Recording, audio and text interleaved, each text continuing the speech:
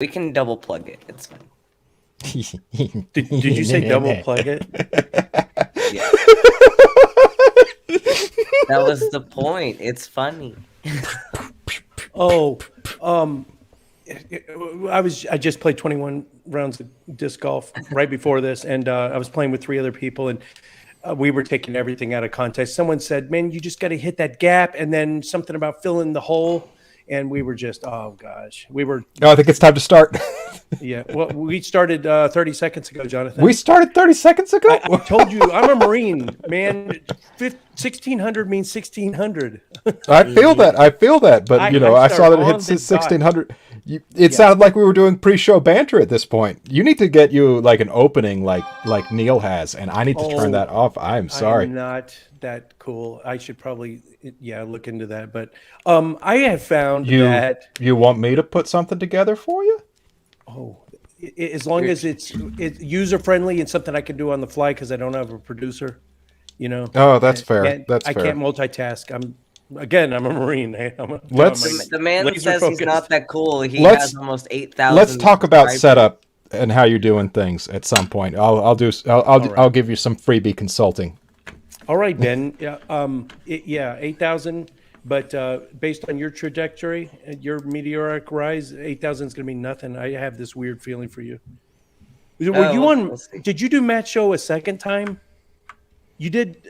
So for those of you that don't know, if there's any, there's 5 people already. Okay. For those of you who don't know, student Dr. Ben was asked to come and fill in for Matt Dillahunty when he was in the hospital, and on the Hang Up, right? The Hang Up show. Mm-hmm. Well, yeah. He wasn't in the hospital yet, but it was.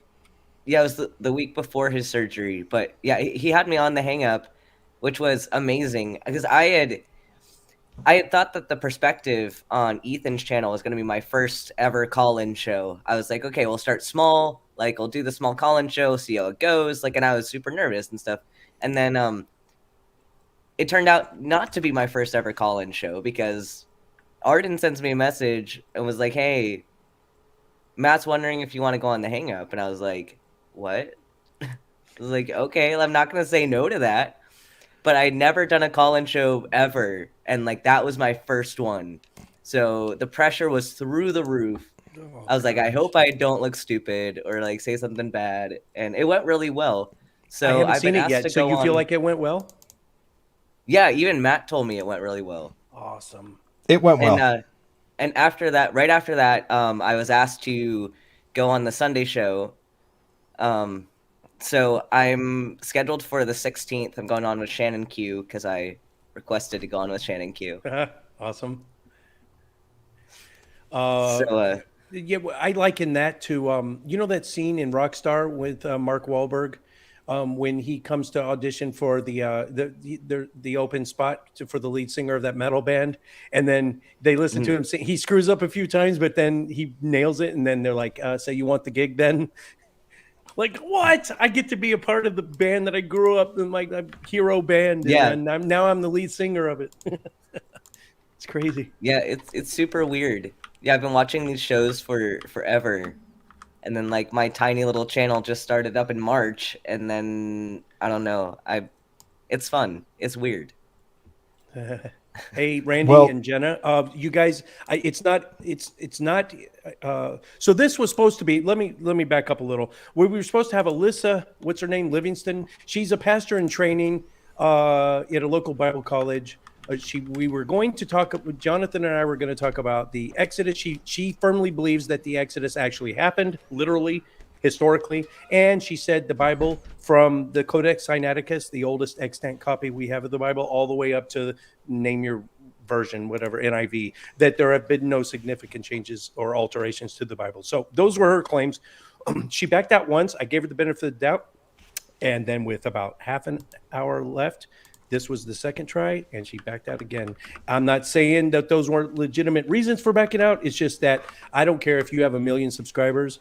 I don't care who you are. You burned me twice. You're not coming on the show ever. Sorry. So what we're going to try to tap dance for you. We've got some things lined up to make this enjoyable. And student Dr. Ben came in. Now, it's not in the description section, but it's basically an open mic. So if you want to come in, Go to the Atheist Edge Facebook page, and you'll see the link to join in here. Jenna, hint, tapping on the ground. Okay. All right. What were you saying? Oh, let's do plugs. Let's start with Johnathan. Hi, I am Johnathan. I think most of you actually know me. I am, well, I can't just call myself the Dungeon Master for Nat 1 Heroes anymore because this has to do with what's coming up Sunday. Student Dr. Ben, that guy down there, he's going to be DMing a new campaign for Nat 1 Heroes. It is going to be Rime of the Frost Maiden, and if you're used to us doing a whole bunch of goofy shit, which we love goofy shit, this isn't the campaign for it. This is going to be wilderness frozen horror, and we are going to embrace that. Mikey is not a player for this because Mikey can't take horror seriously. He will be producing, however, so don't talk bad about him. Or do talk bad about him. I was only half listening. Is it an extended campaign, or is it a one-shotter? It is going to be an extended campaign. Long. Yep. Mm-hmm. I'm fairly excited. You got to give me. Yeah, this is actually one of Wizards of the Coast pre-written campaigns. I am sure Ben's going to put his own spin on it, and individual spins end up happening in campaigns, no matter what you plan for. Yep. Honor system. Don't go buy the module and study it ahead of time. I'm not going to spend money. Oh God! The only time I ever shoplifted and subsequently got caught for stealing a first edition Dungeons & Dragons module from a hobby store. I got caught. I mean, I wasn't even thinking I was cool. I don't know what. Oh God, it was so embarrassing. Yeah, sounds it. And Ben, so you got tons of plugs. We were just talking about Matt's show and your channel. Okay. I guess first things first, I got produced videos coming out every Wednesday now, so we're going to be talking about medicine and folklore. I filmed 2 videos today about vampires and how that lore came to be and the science behind that. So that's going to be super fun. And then I have my trivia nights every Friday on Twitch at 9 p.m. Eastern Time. I'm going to be on the Sunday show on January 16th. So that's going to be super fun. I'm doing Rime of the Frost Maiden on Sunday with Johnathan and all of them. I'm trying to think if I have anything else going on. Or that might Hey, what time is the Sunday show on the 16th, real quick? What time is the Sunday show on? I'll look that up for you. Good call, because that sounds so super exciting, though. Wow. I'm going to definitely tune in and watch that. Yeah, it's been forever since I played pen and paper D&D. I'm looking at upcoming. January 8th will be it's going to be the first. It's going to be a test run, and if it takes off, I've got big plans for it. If it seems popular or it's got a potential to be popular, I might even start a second channel. So there's a difference between inductive, deductive, and abductive reasoning. Not too many people know about the abductive, except they do, and they don't even realize they do. That's when Sherlock looks at you and he sees your calluses or the tan on your wedding ring, where your wedding ring used to be, or that makes or mustard on your collar, and it makes they're like inferences. It's like inductive reasoning, but it's more of a guess. But when you get 2 guesses that hit, it's kind of like cold reading, but it's like cold reading. But then you can synergize. Once you get 2 hits, you can put those together, synergize them, and make them and go for an even deeper guess. So it's going to be a panel of 6 people, including myself. We're going to have photos sent to me ahead of time. I'm going to screen share them. And then in the live chat, you can guess stuff about them. Now, the thing about the panelists is their life has to be kind of an open book. But if we get into anything personal that they don't want to answer, they'll just say pass. Otherwise, you can just ask. You can ask any question you want about that. About it's going to be photos of the interior of their house, 2 of them each. And so, I mean, everything from what you do for a living, how many kids you have, all that. And so it's just practicing, exercising our abductive reasoning muscles. That'll be January 8th. And that's really all I got for a while. There's something in February. Oh, no, that's in person. I'm speaking at a Universal Unitarian Church in February. Courtney and I about how to be good ambassadors for atheism. How to approach it's kind of like street epistemology, except we're not trying to change any minds. We're just trying to be good ambassadors, like good examples, to show people that we don't have horns growing out of our head, basically. Okay, so I've got what we were originally going to do. What do you want to do first, Johnathan? Exodus or transpositions? I would like to talk a little bit about the not Exodus, because that didn't happen. Like, from a historical standpoint, the Exodus did not happen. Okay. Now, there are a few reasons we can say this. One, we don't have any evidence that it did. That is the big one. Like, gonna go ahead and get that out there. That did not happen. Did not happen. Because there are 3 schools of thought on the ethnogenesis of Israel, or the Jewish people. Yeah. That sounds fun, Ralph. But there's the conquest theory, which is in line with Exodus. There's the peaceful infiltration, which was a process of migration from the River Jordan of people in there. And then there's the peasant revolt, which is a theory of sort of Canaanite peasants rebelling against Canaanite landowners who they rented from and becoming their own people from that. And it's all interesting, and there are different reasons for believing it. However, the big thing here that I keep in mind is there's no way the Exodus happened, because part of the Exodus is leaving Egypt. And I can accept that there may have been a small group that left Egypt at some point that later settled in Canaan. I can accept that. But however, a fighting force of 600,000 leaving behind no trail in that, it's not possible. Not plausible at all. Not plausible, not possible. The Bible says 600,000 men, like specifically. Yeah, the fighting force. Yes. Because men just refer to the people who could fight. You would need a whole group 5 times that to maintain an army of that size. Assuming you made, war your way of life, which, according to Exodus, they did. That is what you would need in order to maintain that. Oh, wait, you're talking about the Egyptians? No, I'm talking about the Hebrews. I'm talking about the Hebrews. But they were slaves in Egypt. They weren't a fighting force. Well, no. To amass themselves. When they left Exodus, the Exodus, when they left, because that's not the entirety of the Exodus, because part of the Exodus, part of that is the story of them becoming, a war band. Liberating themselves. Not liberating themselves from Egypt, but taking over an entire country for their own. Oh, the land of Canaan. Right. Once they left. Canaan. Yeah. Okay. Once they left. And it's not very feasible for a group of slaves to become, a fighting force of 600,000 with an entire civilization to back them up on the way out. That is bizarre to me. Including women and children, it's been estimated over 2 million, right? Yes. And that's a conservative estimate with a fighting force of 600,000. I just got through with my second reading of Israel Finkelstein's The Bible on Earth. I highly recommend it if you want to know anything. And he is an expert, and he's Jewish. He has a dog in the fight, but he's very intellectually honest, and you'll see when you read it that he admits that we've got.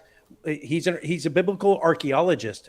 He has been on the dig sites in the Sinai Peninsula, and the most they found, they're so good at finding archaeological remains. They've uncovered a Bedouin campsite of 6 people. Mm-hmm. There's no way they would have missed 2 million people, the trash heaps and campsites and relics and whatnot, bones. Yep. 40 years of that. Yeah, 40 years of that. A long time. And no trash pits. No trash pits found. Because those are very good archaeological finds, trash pits. And we don't have them for that period, for those people. We don't. And there's no evidence of the destroyed Canaanite cities. And here's another thing. We know for a fact the genocide of Canaanites did not happen. It's described as happening in Exodus. It's described as being done. It didn't happen. Because Jewish people share their DNA with Canaanites. That is a fact.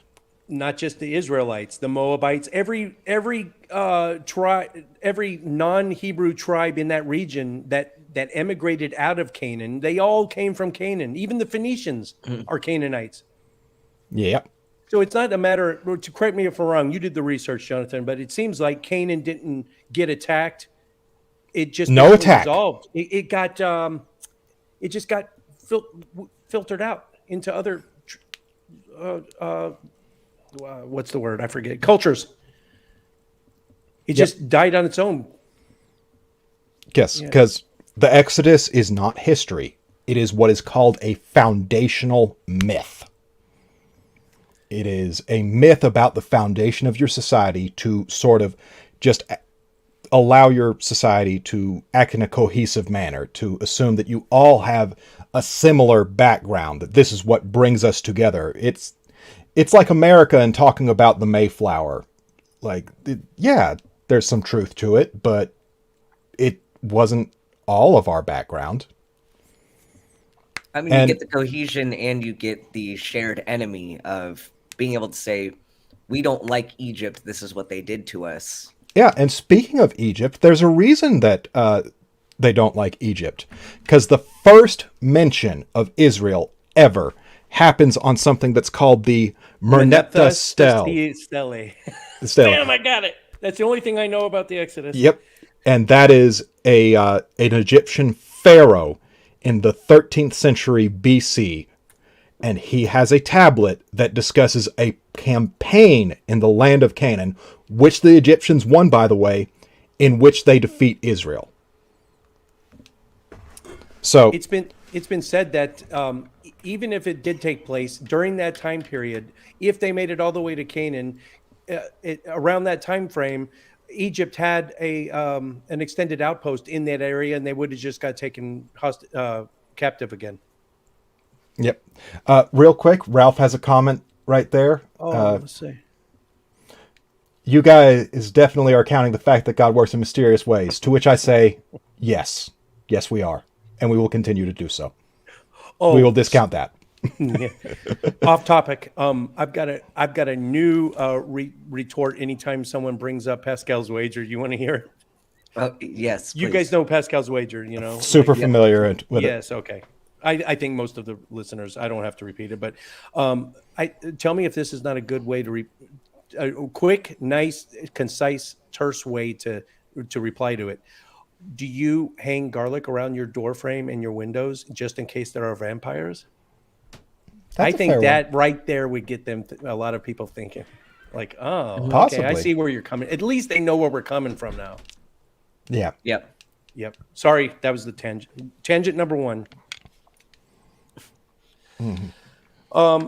Let's see. You mentioned trash heaps, and I think you know already. I'll let you say it. Why are trash heaps so important in archaeological records? Because they tell us a lot about the culture that they're from, but specifically with Jewish sites, historically Jewish sites, we can recognize them by what's not in them. No shellfish, no pork bones. Those are the key things and key indicators right there. Their specific dietary laws, keeping kosher, do lead to specific kinds of trash. Or rather, the absence of specific kinds of trash. Oh my goodness, look who we have here. Mr. B. B? I found you little fuckers, didn't I? All three. Got us all where you want us. You were playing trucks earlier. Oh, really? Yeah, Bolt went off to get some food, and I figured I'd go eat, and then I turned on YouTube, and here you fuckers are, so... Hi there! Hi, Johnathan, how are you? I'm doing. It's better than not doing it all, I suppose. Oh, we're wet hens right now. We got burned twice by a guest, a believer. So, needless to say, and look how much. Johnathan has been just going crazy. It was going to be basically an informal / almost formal debate, but Hi, Jenna. Yeah, okay. Go ahead. Even if her excuses are legitimate, twice. Sorry, you're done. You're not coming. Oh yeah, Twice. You're not going to yeah, get invited no. back. One is not cool. You could have at least got a hold of me a couple of hours ahead of time and said, "Hey, you know what? Something came up." Well, Give me an hour. You know me, Beck. I'm not even a couple hours guy. 24 to 48 hours is pretty minimum for me to give me notice. Well, I mean, That's what I like to do. hospital emergency kind of shit. That was her second excuse. That was her second excuse. That something grandfather renal failure, but it didn't sound like it was like happened right now. I think she could have given me more warning if it's even true. That's a thing that's skeptical. chronic over a period of time that doesn't instantly happen. Yeah, we got a medical guy. Okay. Also, I did before we get too lost in the weeds, we did want to talk about why I was so quiet last week. Oh! Thanks for reminding me. All right, so last time we had Ben on the show, he was noticeably kind of tight-lipped, and it didn't dawn on me that there was a reason for that. And later, I found out. Go ahead, Ben. So I was visiting my family, staying at my parents' house, and they work in ministry, so they are like very fundamentalist Christians, and they're not happy that I'm trans. They're especially not happy that I'm an atheist. So they know I'm an atheist. So, but out of respect for them and stuff, like I don't bring that up around them because it's their house and I don't want to start any fights with them. So I was pretty quiet, trying not to like stir the pot at my family's house, but I'm back now and I can talk about whatever I want. Right on. That's what hold on. I felt so bad for you going through that shit. It was garbage. It's fairly common, right? There's a lot of atheist YouTubers that are still kind of in the closet to at least one family member or more. Mm-hmm. Yeah. I am. Go ahead. I am lucky in some respects.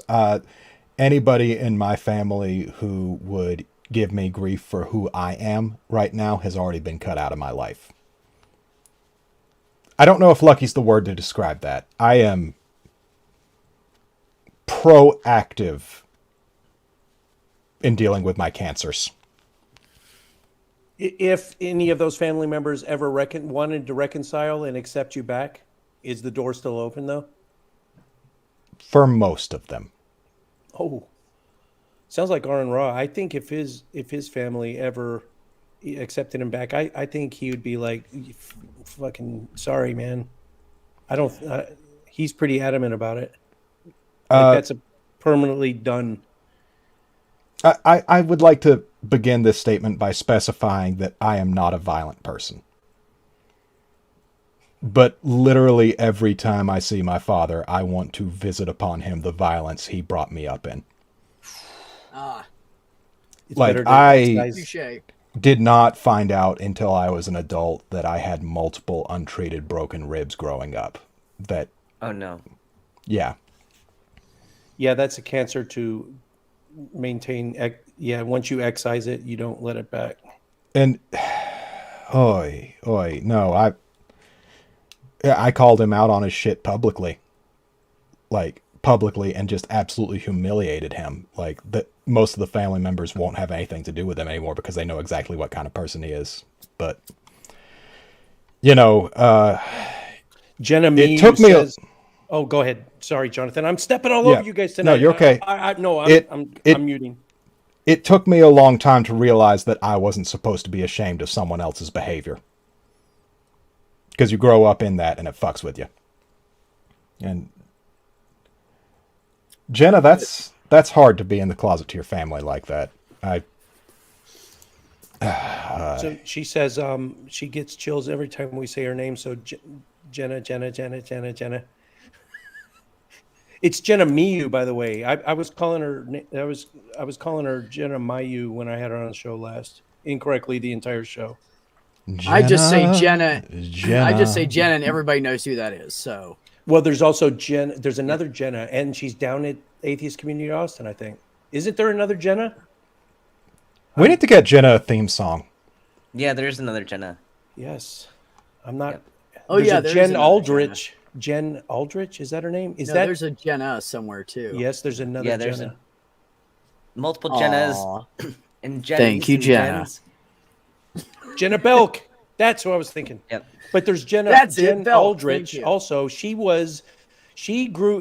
burst into popularity while she was a senior in high school because she was the salutatorian or valedictorian, and she gave a very atheist speech during the what do they call it when graduation ceremony? Commencement Graduation ceremony. Yeah, and it made the headlines. It went national, and then she burst on and then the next American Atheist Conference, she was one of the speakers, and from then on, she's just. I think that was Jen Aldrich. I don't know. Anyway, Jen Aldrich is no longer in the ACA. Okay. There's there's been a few there's been some changes in the ACA here lately. I know too much. I'm not going to talk on it. No, I know, Johnathan. I know, but let me say this though. There's going to be some big news coming soon. Yeah. And it's going to expose a lot of people, and it might cost some people their jobs. That's all I'll say. You'd think for a guy with a top secret security clearance for 21 years, I'd be able to keep my mouth shut, but this is juicy shit. And I'm not a rumor mill. This is not a rumor monger channel. So anyway, how about that Exodus? Oh, yeah, Exodus. I mean, we've said all we can say. Thank you, How Ben. much can you say about an event that didn't happen? The Exodus. Like it didn't happen. Now, if you want my opinion on it, I think some group of slaves did leave the land of Egypt to settle in Canaan, and I think that's where that foundational myth came from. There's nothing, extreme about that sort of idea, and I am a big believer that a mundane explanation has infinite more explanatory power than a supernatural explanation.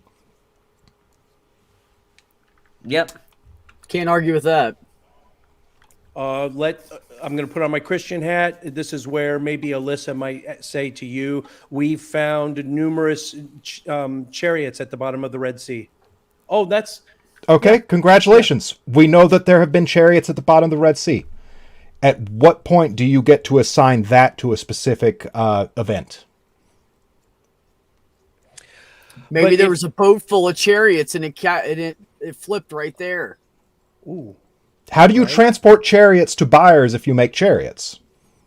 That's a good point, yeah. If you live by the water, you do the water. You use the water. You get them on barges, you move them. I mean, we know Egypt used the water for lots of purposes like that. We know it was a logistical godsend. Yeah. Forgive the pun. Army Knight Alyssa Livingston was supposed to be the guest of honor today. She thinks the Exodus literally happened and that there have been no changes or tampering made to the Bible since it was first written. But she's backed out twice now. So yeah. Oh, you didn't know that? I'd like to follow up on that. They changed the Bible more than I've changed vehicles since I started driving. Like literally. The Bible could be perfectly represented in how it was originally written, and I think it would still be as pointless and useless to my life as it currently is. What's the other big thing they say? The chariots, that's the big one. Now they will, when you bring up the Meneptah Stele, they will say no. There's much more evidence, but they can't produce it. If there's any believers listening, or later on, maybe not live, if you have more evidence that there were Israelites held in captivity in large numbers in Egypt during around the time of that pharaoh, or any time, anything 100,000 or more, let's say, Israelites in captivity in Egypt, I would love to see that information. There's another person's input that I'd be very curious about. Yeah. B might know who I'm talking about. Who? If you're talking about my brother, Oh, Yeah. Richard. yeah, Jim and I Richard forget know what each his other pretty- stance is pretty on well. it. I don't think he even. No, in fact, I'm almost sure he doesn't believe in a literal Exodus. I don't think he does.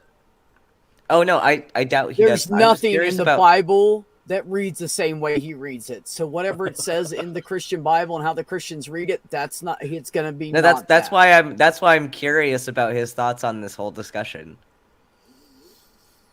But that's a whole other can of worms. Hey, Ox. Yeah.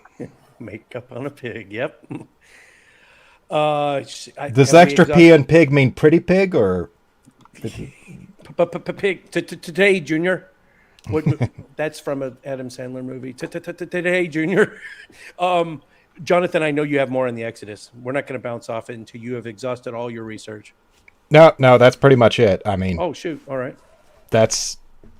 I was expecting most of the time to be filled with me patiently waiting for her to be done explaining something. You know, I don't think he and I have discussed it. So I can't tell you what he would say. Well, it's probably something just short of Ancient Aliens, if it's Richard Metzen. And I don't mean that as a dig on him. I'm just thinking he's got some out there ideas. He does. He does. Yeah. Actually, quick question.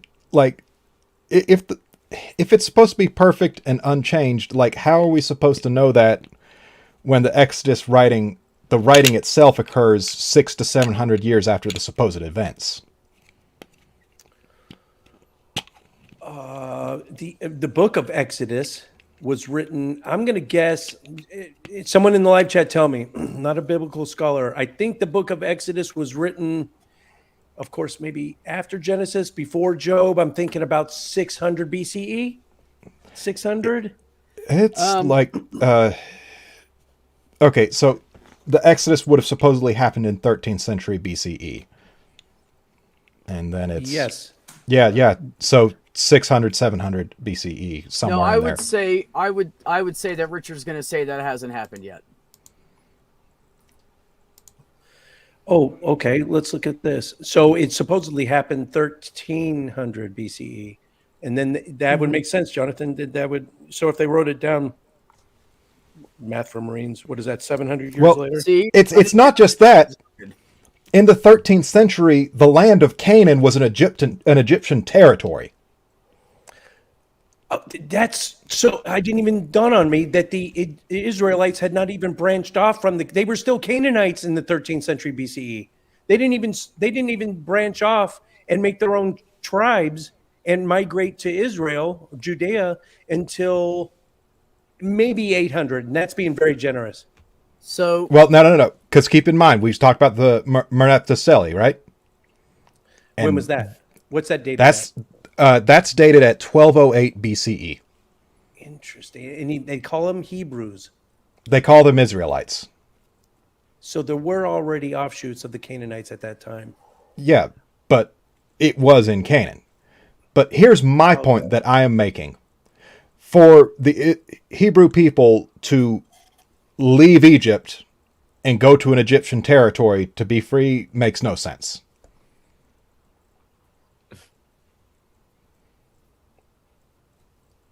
What was I going to say? It'd be like me claiming that I left Alabama by going from Birmingham to Huntsville. I'm sure that makes sense if you know Alabama. Those are two cities in Alabama. All right. Going out of your way to get there is what you're saying? Okay, it'd be like me saying I left the United States by going to Puerto Rico. Oh, okay. Yep. Yeah. Oh, yeah. That makes sense now. Yeah. I think what I was thinking, okay, so if the Merneptah Stele is, say, 1200 BCE, and it mentions Israelites, what you're saying is they're still talking about, they're still independent Israelites, but they're still living in Canaan amongst their brothers and sisters, Canaanites. Yeah, basically. Oh, thank you so much, John. It doesn't matter. $5 is great. Thanks so much. but I think from Israel Finkelstein's book, and there's another one, I forget her name. Evidence. There's old YouTuber. It's all archived now. He doesn't do updated content, but his name's Evidence, and the E's are 3s, so you can find him that way. He does a series called A History of God. I think it's 4 videos. Highly recommend. Write it down, everybody. A History of God by Evidence, and the E's are 3s. Man, it is just so in depth, and it talks. Really, I cannot recommend it enough. I mean, you're going to learn everything, and every believer I've sent to watch those 4 videos, they come back just mumbling. They stutter all over themselves. They have no defense to what he says, and it is rock solid that the Israelites were once Canaanites, and they were monotheistic until after the Torah was written. If you believe the PJE, you know what the hypothesis I'm talking about, where 5 different authors wrote the Pentateuch, the first 5 books in the Bible, and I'm getting too in the weeds here, aren't I? Anyway, it was not just Moses who wrote the first 5 books. It was 5 different cultures that wrote the book. And that most recent culture went back and removed all the anything that talks about monotheism. Yep. Kind of removed it from the Bible and put in the Lord. Went back and whitewashed it, made it all monotheistic. But there are still traces of the monotheism in the Pentateuch even now. Yeah, but I can't recommend that series enough. It's called History of God. Yeah. Which kind of is a great segue to changes in the Bible. I mean, Dun, dun, dun. We know Mark has changed. Ben, the ending of Mark is in the modern Bible is not the ending in the earliest and best documents we have. There is no resurrection in the earliest copies of Mark. That's right. Doc Pleroma, not. So there was the Yahwist version, the Elohim. Yeah, JWE. I forget. There's 5 different.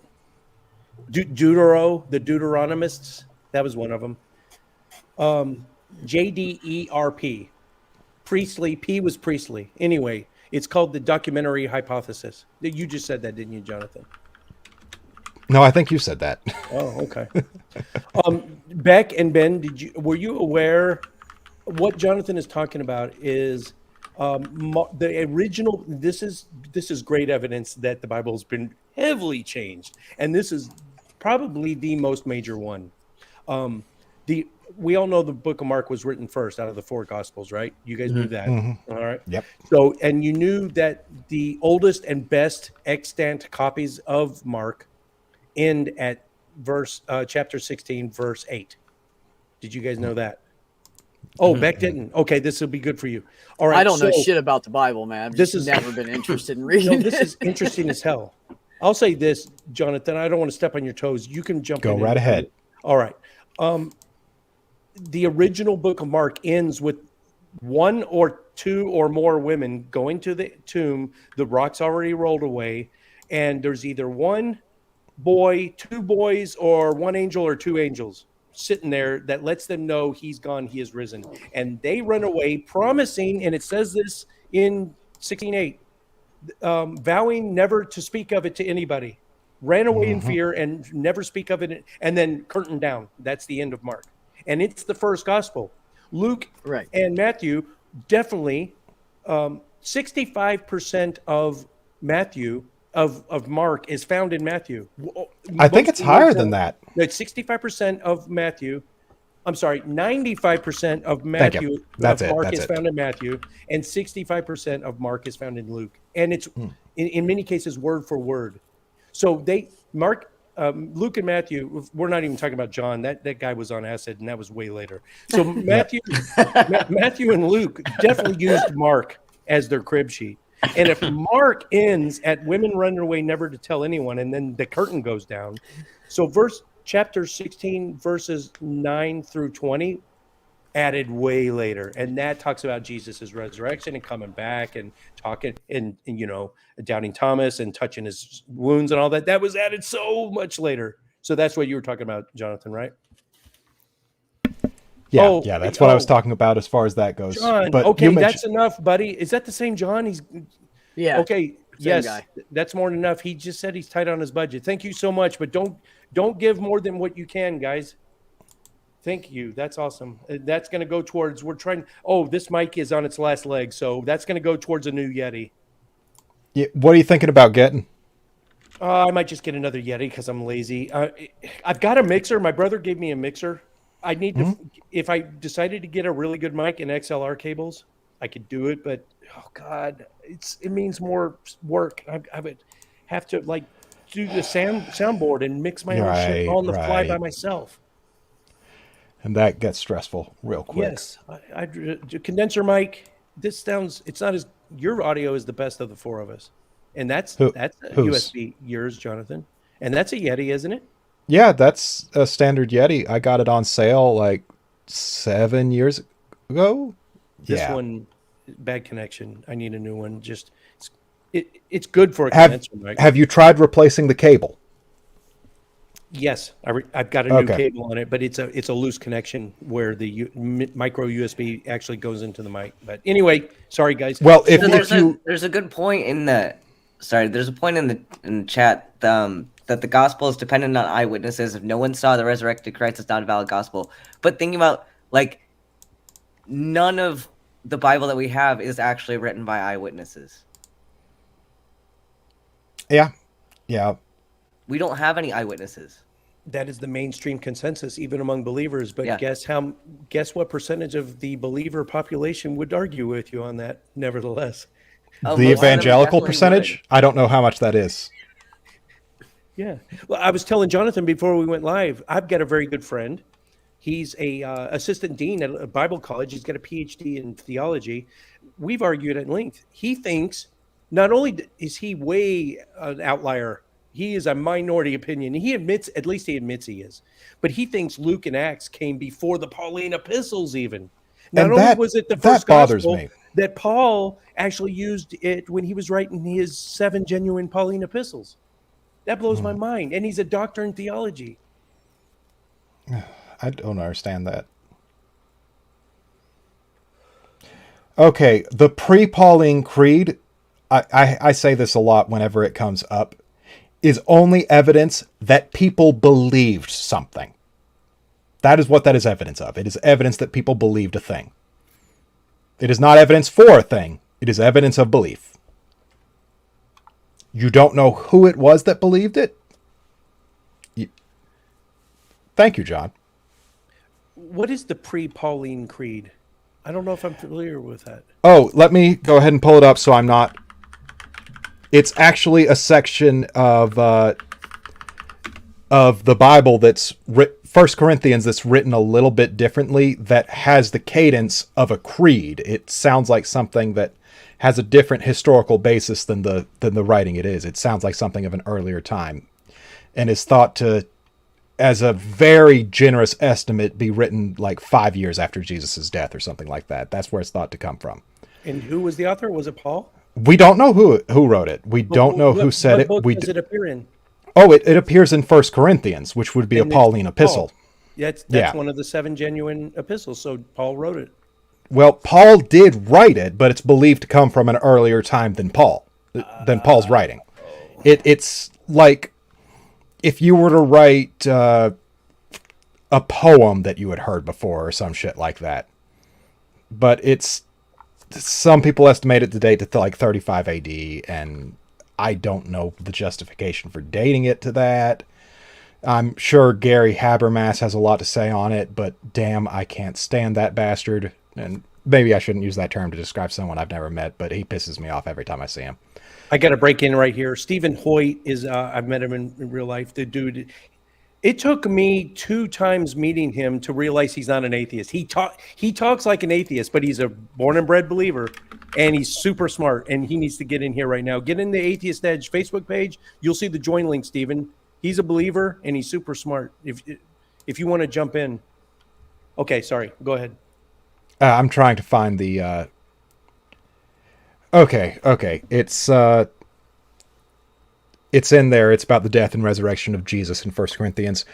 Now I remind you, brothers and sisters, of the good news that I proclaimed to you, which you in turn received, in which you also stand, through which you also are being saved, if you hold firmly to the message that I proclaimed to you, unless you have come to believe in vain. For I handed on to you as of first importance what I in turn had received. And this is where the creed starts. That Christ died for our sins, and not against all, in accordance with the Scriptures, and that he was buried, and that he was raised on the third day, in accordance with the Scriptures, and that he appeared to Cephas, or is that Cephas? I don't know. Then to the 12. Then he appeared to more than 500 brothers and sisters at one time, most of whom are still alive, though some have died. Then he appeared to James, then to all the apostles. Cephas is, I think that's Hebrew or Aramaic for rock, which is also Petra. Peter. It's Peter. Yeah. It's Peter, yeah. Yeah. Which implies that the 12 is different than Peter in some ways. Unless there's some sort of linguistical understanding I don't understand with that. Yeah, because that's I think entirely possible. There is talk of he appeared to the 12. I'm fairly certain about this. I'm going to say 90% certain, so I could be wrong about it. But when Jesus was resurrected after Mark 16, 9, and when he appeared to the 12, there weren't 12. Judas had already killed himself, and so that Judas had killed himself, sold him out, and killed himself. No, that if you look at it chronologically, there is no doubt. And some Christians often say to me, "Well, they got Matthias in his place." Is it Matthias? Yeah. He was the replacement, right? But not to mention that 50 days after Jesus had already gone back up to heaven. Yeah, not to mention Judas dies 2 different ways. Oh yeah, of course. That was one of my trivia questions. Remember, Ben? Mm-hmm. It was. Yeah. Yep. He hanged himself and he exploded somehow. And Christian, the Christian apologetic for that is he originally hanged himself. The rope got weak and it snapped and he rolled down the hill and then his bowels exploded. So I think that's how they did it in The Passion of the Christ or something. Oh, Jesus.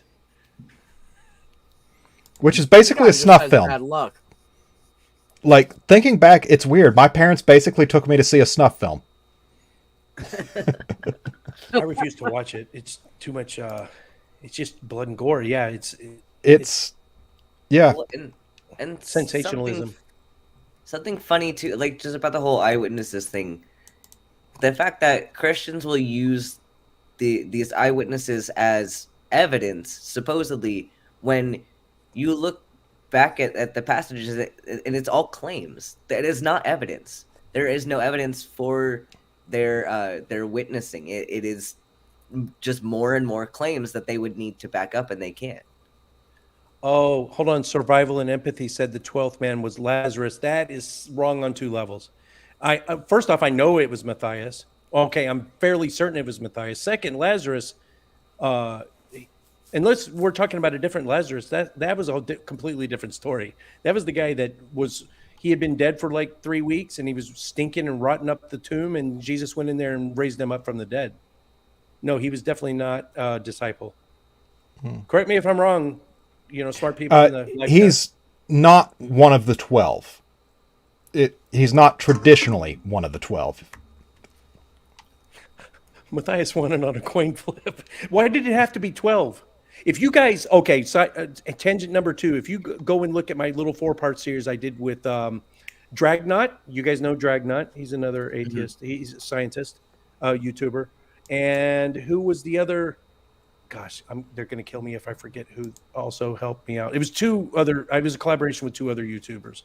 It's a 4-part series. It's where I compared the book of Jonah to Jason and the Argonauts. Oh, no shit! Damn it, it was back. That is so embarrassing. That is so utterly just embarrassing. A little bit, huh?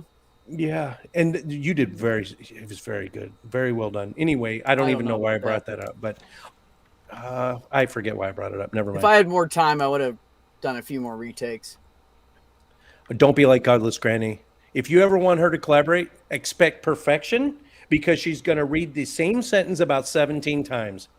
And it's an editing nightmare, but she gets it right. She gets it just the way she wants it.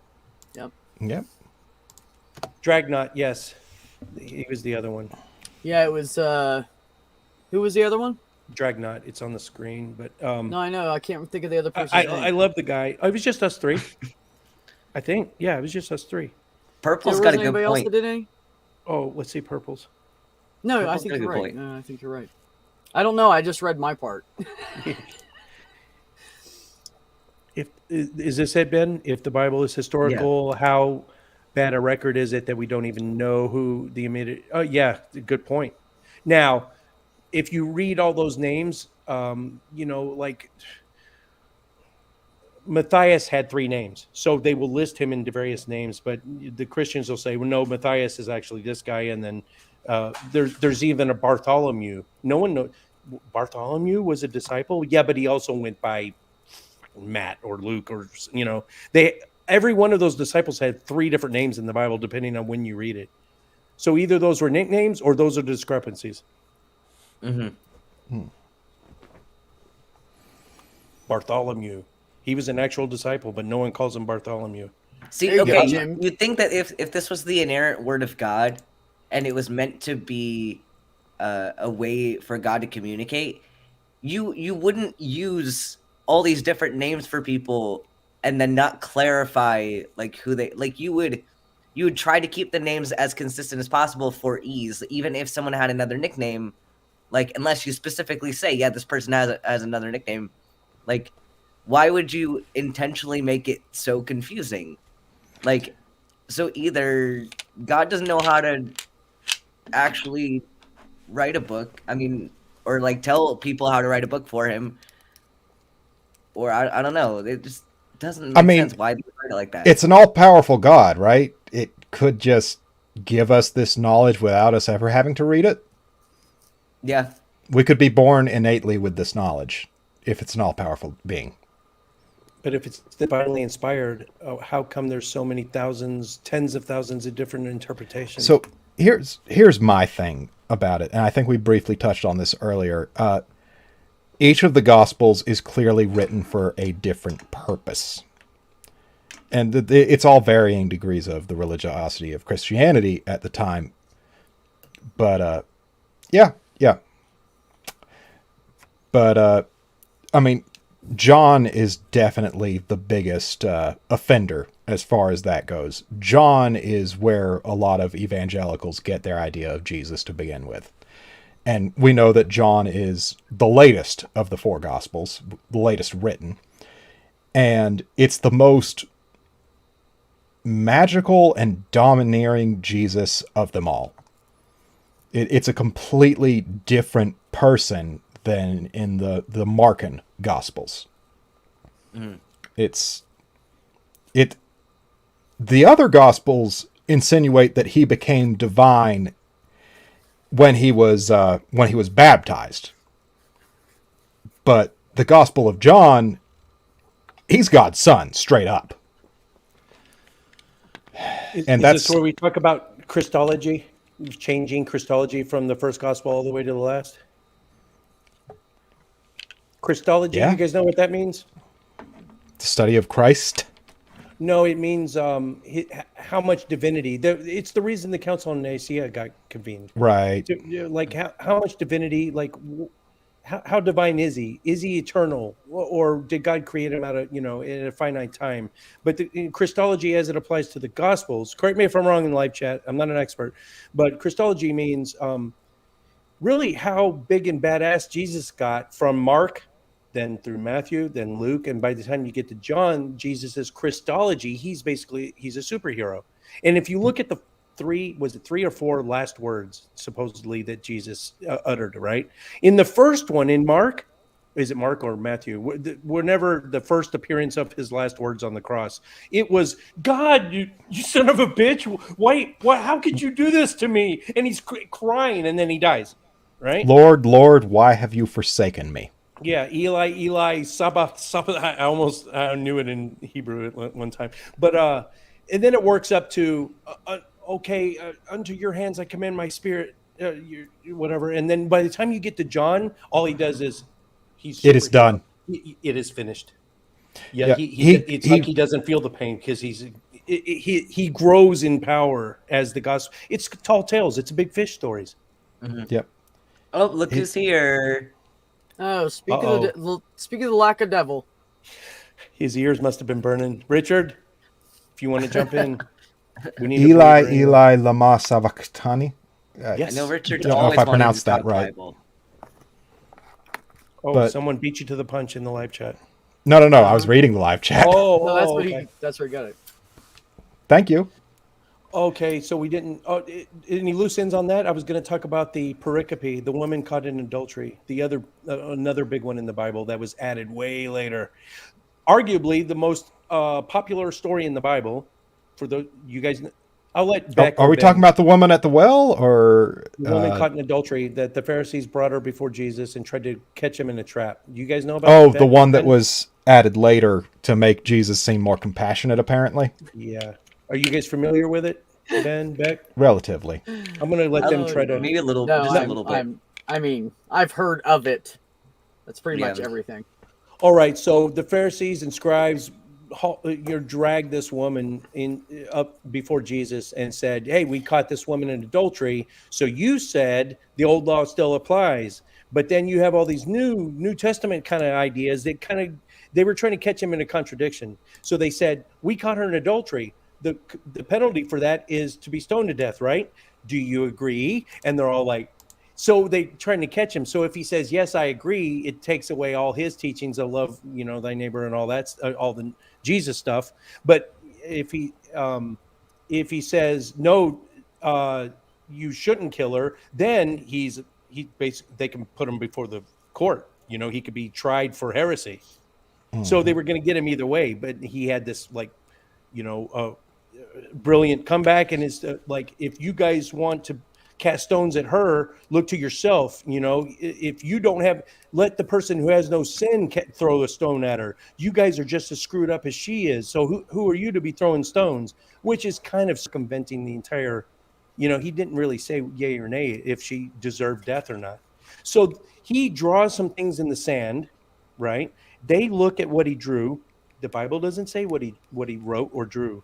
And all the Pharisees took off and left him alone with the woman, which leads you to whoever wrote this. It was just Jesus and that woman, that adulteress. So who picked up the story? How did they get it verbatim? It's just, that's another thing. Just like the Garden of Gethsemane, right before he's about to be executed, he was alone praying. Everyone else was asleep way on the other side of the garden. And word for word, we're getting Jesus's prayers. And he didn't have time to relay it to any of his disciples because he got arrested that night in the garden and got strung up. So there was no time to tell anybody what he said in his prayers. And it's a detailed prayer. Anyway, that was tangent number 3. What was I talking about? Oh, and so what he wrote in the sand, it is believed by believers too, that he was writing the transgressions of what the Pharisees, like he divinely knew all the transgressions that the Pharisees had committed, and they got freaked out, like, oh, don't rat me out, and they left. Anyway, that's the woman caught in adultery. And so that part of that is arguably the most popular story in the Bible. It's the one most people, like even non-Christians, can remember. Oh, yeah, I know about that story. And that one was written like literally centuries after the Bible was already set, after all the Apocrypha was out of it, when it was down to 66 books, when it was solidified. They added it way later after that even. Anyway. You guys were aware of that? Yes. Yeah. Other big ones, Johnathan, did you come up with any big other major changes? I mean, as far as that goes, my research, I didn't think we'd even make it to this point. Like, I focused on origins of ancient Israel. Like, I know how long an hour and a half is. And I know how much evangelicals like to talk. Yeah. I've been running my suck way too much. So go back to the origins of ancient Israel, and I will stay quiet for the next 30 minutes. I mean, that's it. Like, how much can you say about an event that didn't occur? Like, we know it didn't occur. We know reasons it didn't occur. I mean, you take a look at it, and we know that Israel rose out of Bronze Age conflict in Canaan. Like, yeah. We have a history of it. And cultural memory is not the same thing as history. Cultural memory isn't even a primary source. Mm-hmm. Yeah. Archaeology is a primary source. Trash pits we were talking about, that's a primary source. Like, well, what more can you say? This is a fiction applied to the world. This is cultural mythos. Mm-hmm. The foundational myth to bring people together and to give them a culture, to make sure that they last, to make sure that there's something to pass on. And that's powerful, and that's interesting, and I think stories are important.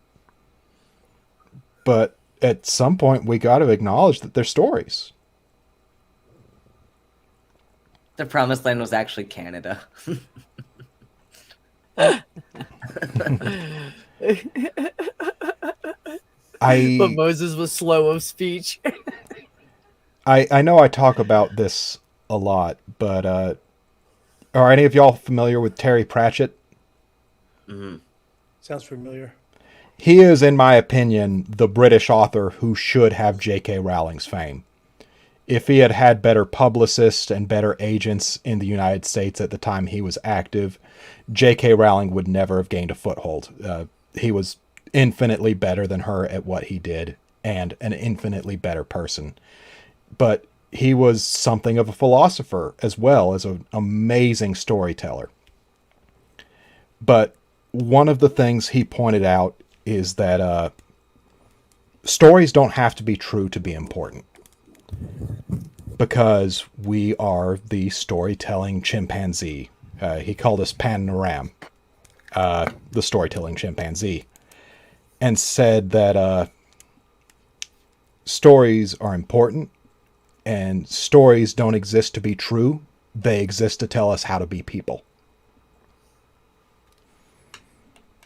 And I agree with that. But I think it's important to know they're not true. Right, exactly. Unless you're telling it, believing that it's authoritative. Mm-hmm. If you're telling it, trying to get people to actually think that it's authoritative, that it's literal, then you're not, you're being dishonest.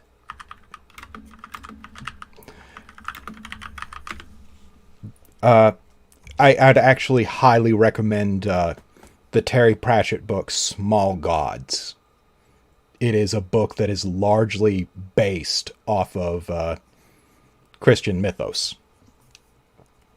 Oh, shoot. Here we go. Who this?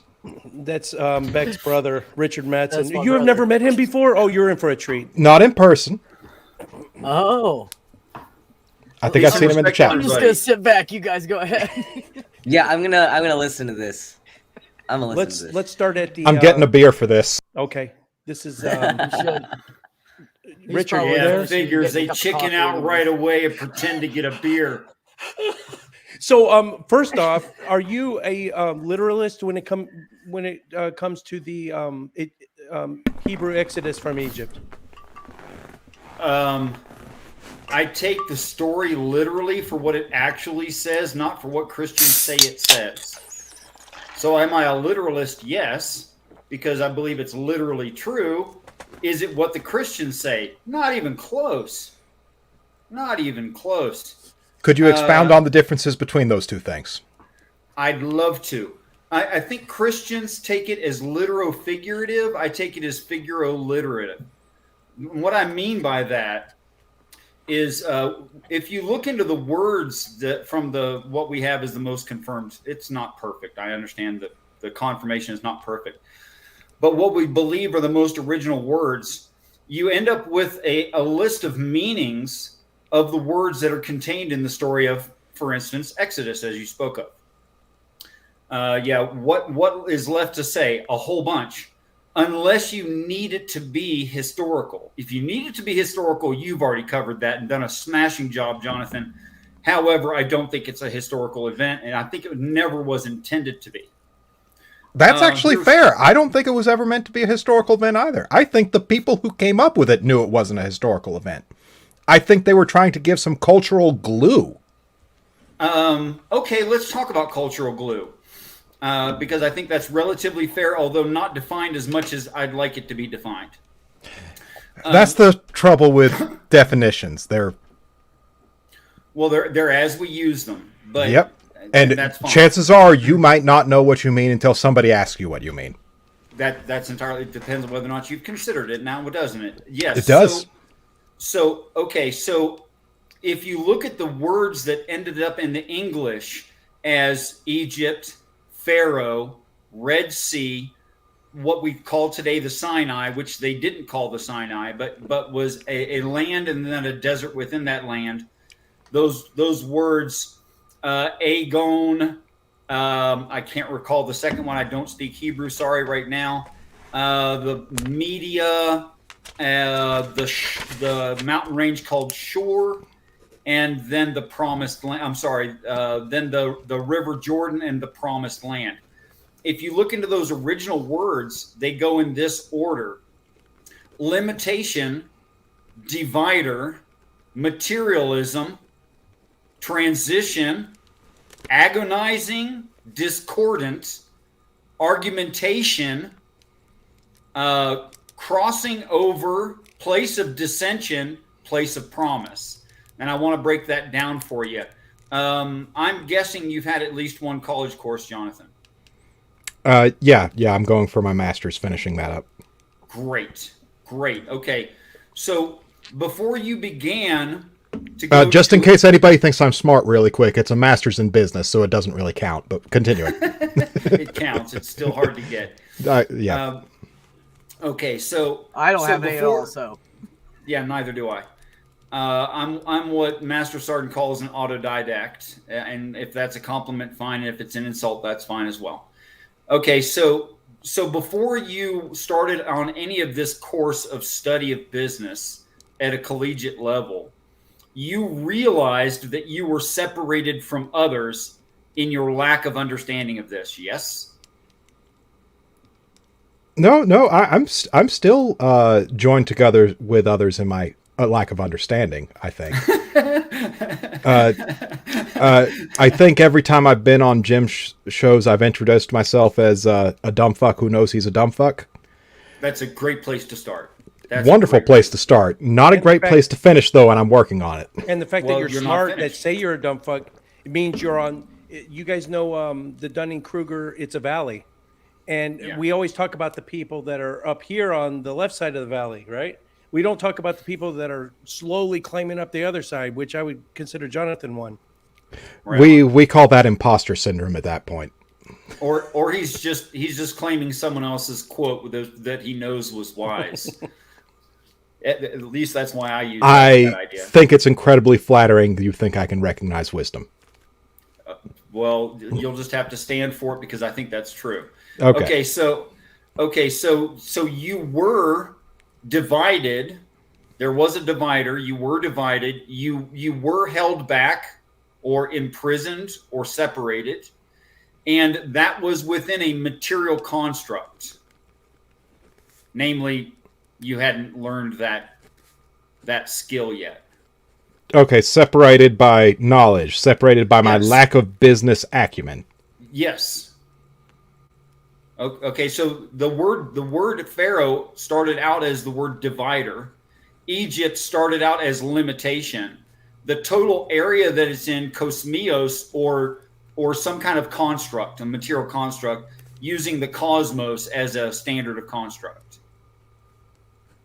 Of course, when you went to college, did you get to just go and sit down in a course and start collecting points, taking examinations, or was there other things you had to do first? You know, this one might actually surprise you. When I first went to college, I was going for an engineering degree, and those were in-person classes.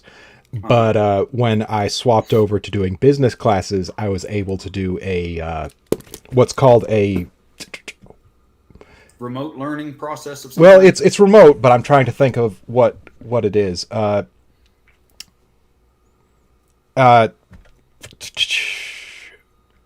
Oh shoot, I am blanking on the word right now for how that started out. Can we let it come back to you later? Let me jump in. Doc Pleroma, not. Read this.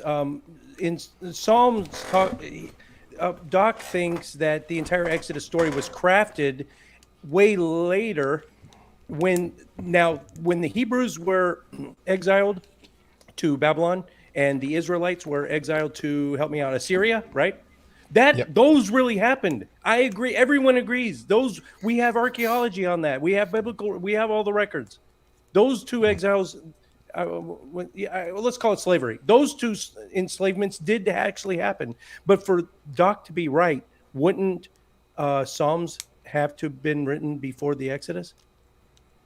Psalms may have been written before the Exodus. I'm not sure. Is that true? I don't know. Because Psalms is a collection. Like, it's a collection, I think. Yep. All right. Sorry for interrupting. But it was competency-based learning. That was what I was trying to remember. There you go. Basically, okay. I had to give evidence through testing that I had, in fact, learned things as a business person over time. Right. And the option to learn the material was available to me if I didn't already know it. And at some point, I did have to learn material, but I passed most of what would have been the first year of classes within a couple months. And that's not me trying to brag. That's because how it ended up being. Yeah, it's because you had experience. That's why. Yeah, it was because I was no longer a teenager. Fair enough. Okay, so when you want an accredited course, you have to have some kind of a guide. You're going to go through some kind of an entrance process, which you cannot do yourself. Yep. You need the guide to open up this entrance process. Thereby, it's an impasse to you. You need the guide. The guide, as soon as they're leading you into this, and you may refer back to some counselor guide at some point through this process. Some people do, some people don't. It all depends on the situation. But you probably, when you say I learned new things, was any of that you had to correct some old ideas? Oh, absolutely. Misconceptions, preconceived notions, right. Just flat out being wrong in some cases. Sure. Okay. So would you say that it's fair to say something like, when you thought you were right is when you were most wrong, and when you realized that you were wrong is when you were closest to right? Or I could say it, when you admitted your darkness was when you followed a flame, and when you thought that you were in the light is when you were following a pillar of smoke. So I word that in my addled brain slightly differently. What I like to say is that I know many ways of not knowing things. I know many ways in which I can think and be wrong. I don't know many ways to be correct. Right. But so overall, you agree?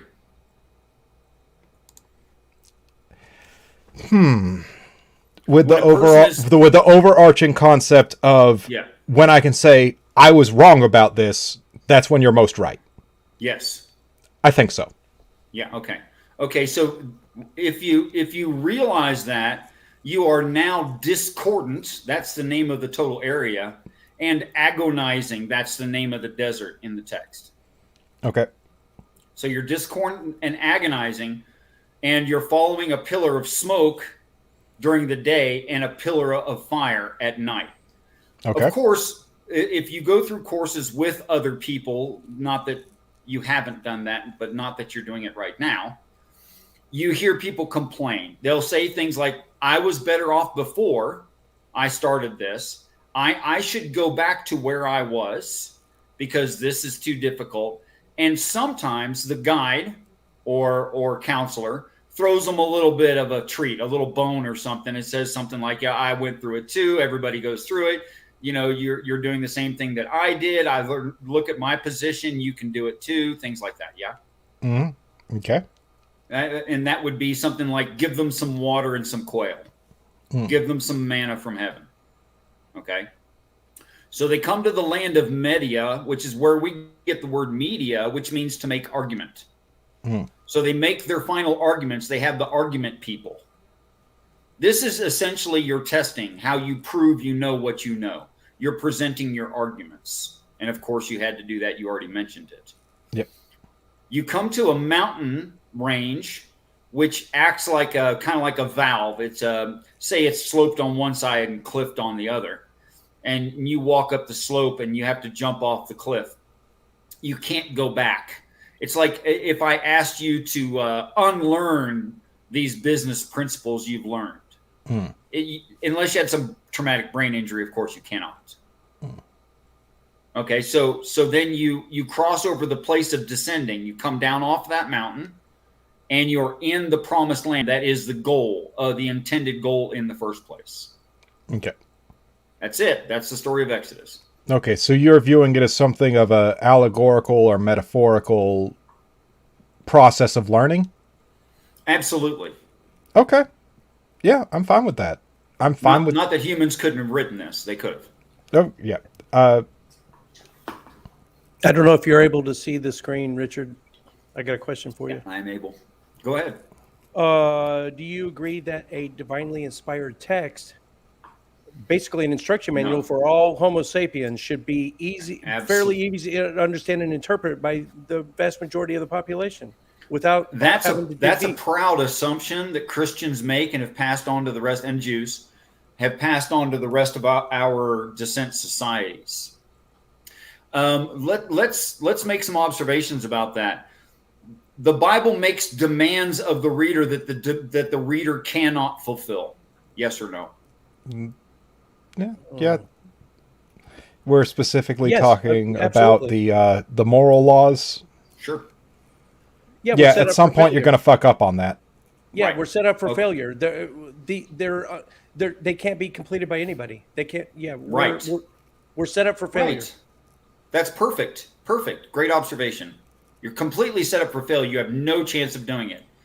Now you have options. A, even the humans who wrote this are idiots. B, it wasn't meant to be fulfilled. C, the instructions are for a specific individual who can do it. What was A again? A, it makes no sense at all. B, it makes no sense at all. C, it's for some certain person. You want me to say C, but what was actually A? If it is true, it's a capricious God that's fucking with us. No. That if the Bible's is true. To it's a Christian. God that is. It's Loki is our God. He's fucking with us on purpose. It's a great critique of Christianity, Master Sard, and I agree with you there. But unfortunately, what the problem is that you're really critiquing Christian pride, thinking that they, knowing they can't do it, are the intended reader, which makes the author an idiot. So if the author's an idiot, let's just throw it away and let it go and quit talking about it. Well, then it's not divinely inspired. Even could have, what's that? Well, then it wouldn't be divinely inspired. But right, the vast majority of Christians think every word, every jot and tittle in the Bible was breathed into the authors. I think it's actually more defined and worse than that, in my opinion. But that might be a different conversation. But if it could even have any value, then it has to make sense within itself. It has to be accomplishable by the intended instructed reader.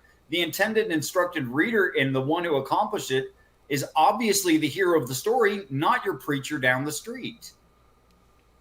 I.e., it wasn't meant for your preacher down the street in the first place.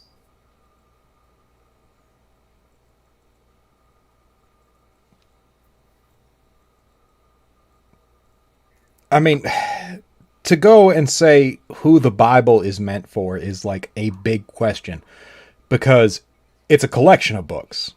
Yes. It was all written for different purposes and for different people and for different reasons. And it's hard to say. That's going to be assumptive. That's going to be really assumptive, what you just said right there. And it makes sense in reality. It's not an assumption. It's a fact. Yeah. It was written by different people, yes? You said for certain people. That's what you said. No. That's we're going step by step here. Go ahead. It was written by different people, yes? Different books written by different people in the Bible, yes? Yes. Okay. It was written for different people? No. Why do you disagree with that? Well, it's evident that a set of instructions is to be accomplished, not written. No, it's not. It's not evident? It is not evident that a set of instructions is meant to be met. There is no reason to assume that. Okay, well then it's just a work of fiction, and it may have literary interest, but it can't be true. I'm okay with that. Well, okay, but I'm saying, why talk about it if it's not true? Because a whole bunch of people talk about it and base their whole lives around it and make my life a living hell because of it. Well, I apologize for that personally. I know that doesn't mean enough. And I'm sorry that it can't mean enough. It's okay. Damn, I don't blame you at all. You said it. You said it. I could not have said it more eloquently. That's good. Oh, Richard, by the way, I hold in the highest respect. I'm going to have to watch back and find out what I said. Oh. It's worth a note. Richard is in a very, very short list of my favorite believers. He's intellectually honest, and we both have conceded different things to each other and learned from each other. So this is a treat. Yeah, I would love to live in a world in which I never had to look at the Bible again. But well, that's fine. You already do. There are people out there who are basing laws off this, who are trying to form public opinion off this. Sure. And quite frankly, some people want me dead because of it. Do you understand that I agree with you that they should stop that?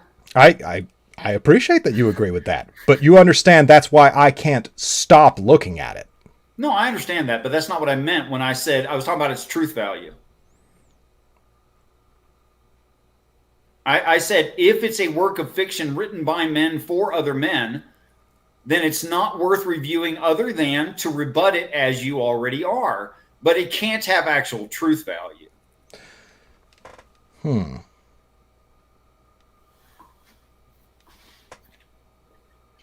I'm digesting that a little bit.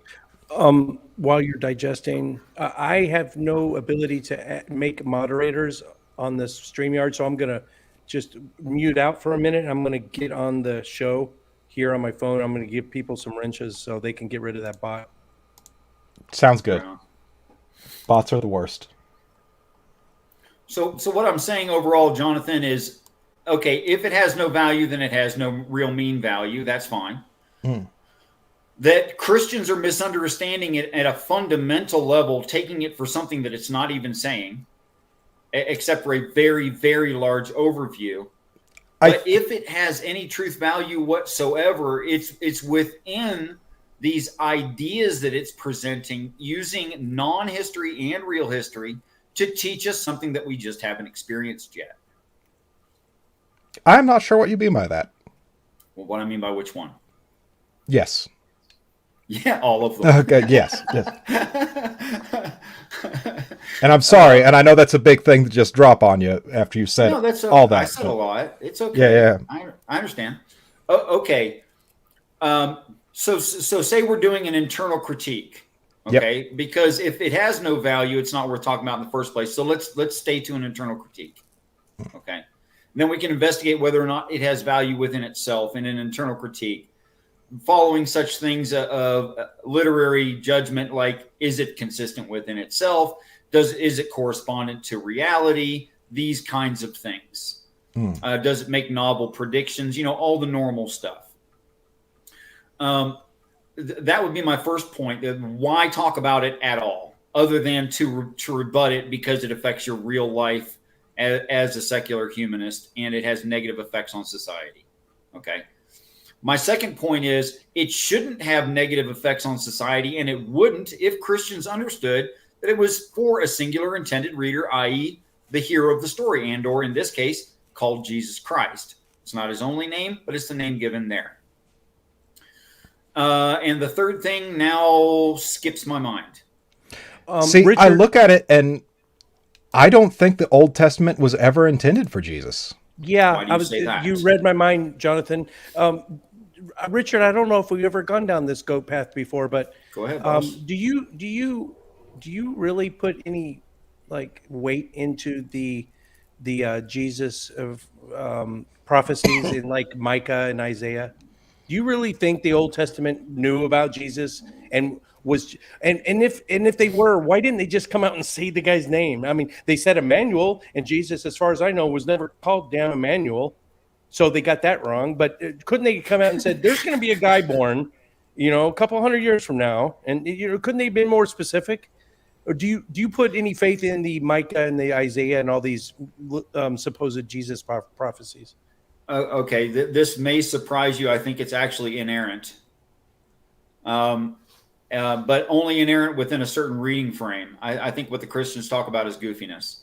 Okay, and is that reading frame a metaphorical reading frame or what? Well, I think that the Bible, amongst many, many religions throughout the planet, is describing cryptic prophetic animism, using made up and real environmental things and sometimes anthropomorphizing inanimate objects to use our actual environment, including, trees, sexuality, murder, marriages, all of these things that we do know about, to teach us something that we don't know about, specifically end times. That it's only end times. It sounds like you're saying that the Bible is sort of secretive and has a secret message for people.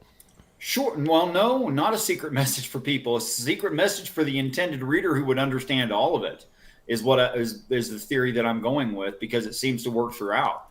That it's only talking about the very, very beginning of the planet and the very end of it, and nothing else. It has no meaning to something that happened in the ancient Near East 200 and 3,500 years ago. It's just not. That's just not the topic. If I gave you a candy bar and only both ends were good and the inside was rotten, would you eat it? Yeah.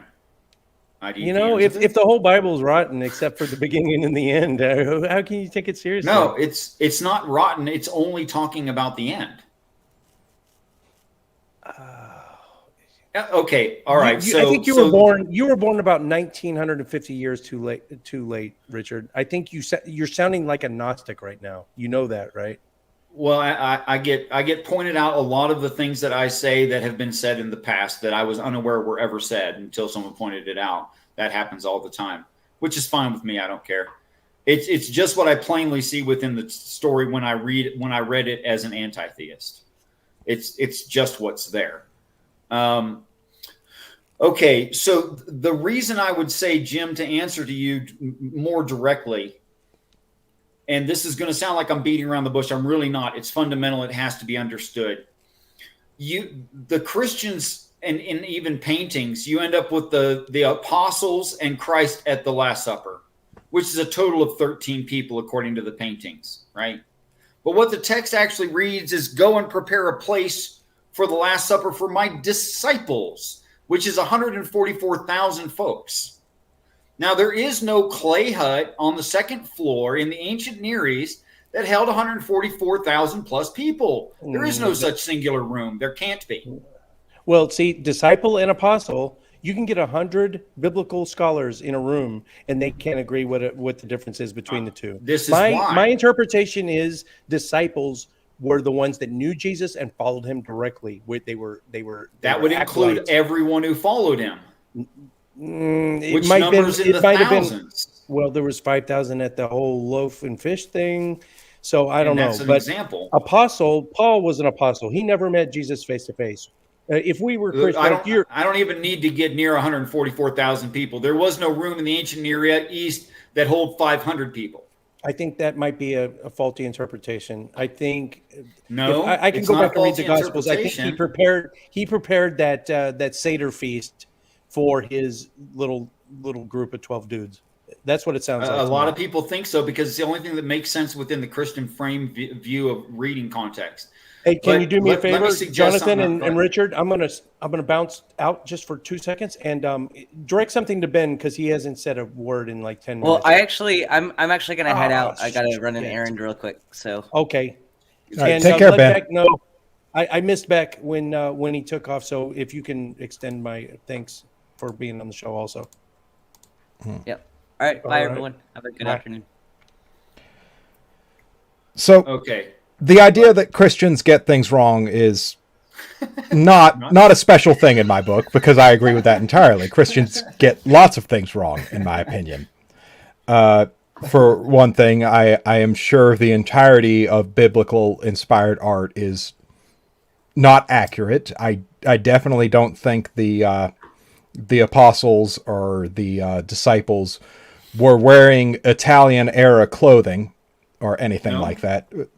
Or pretty sure they weren't. Or Elizabethan. I'm pretty sure Jesus wasn't blonde-haired and blue-eyed. That wouldn't make sense for a historical document, right? Yeah, that wouldn't make sense for a variety of reasons. But to say that Christians got something wrong is nothing special in my book. But right. The interpretation you're going with here, I don't understand on, quite frankly, any level. I don't understand its foundation. It seems very intricate, and it definitely seems well thought out, but I don't understand your basis for it. What do you think is the difficult part? I mean, would you agree that Stephen King can write a set of novels? Yes.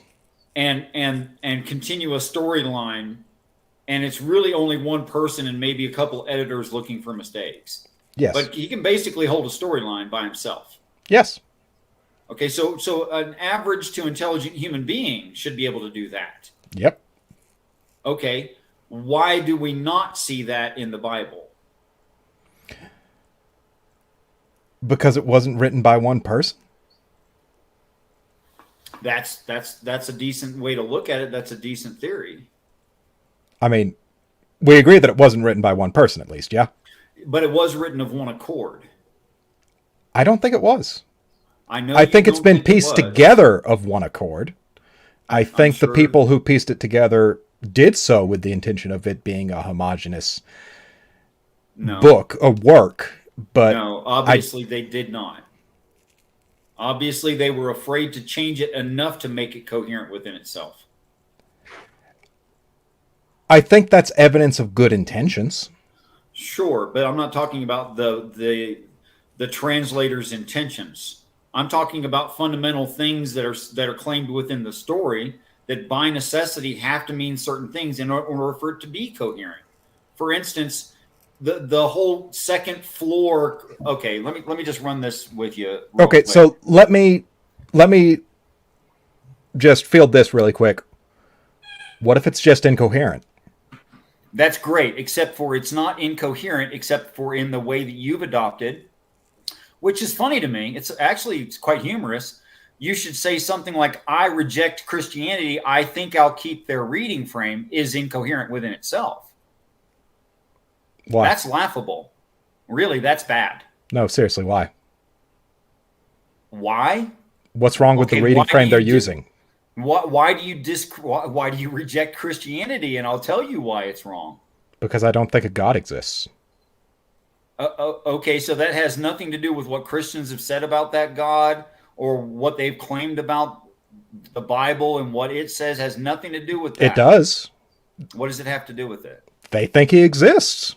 Okay, they think he exists and describe him as what from where? It depends on the Christian.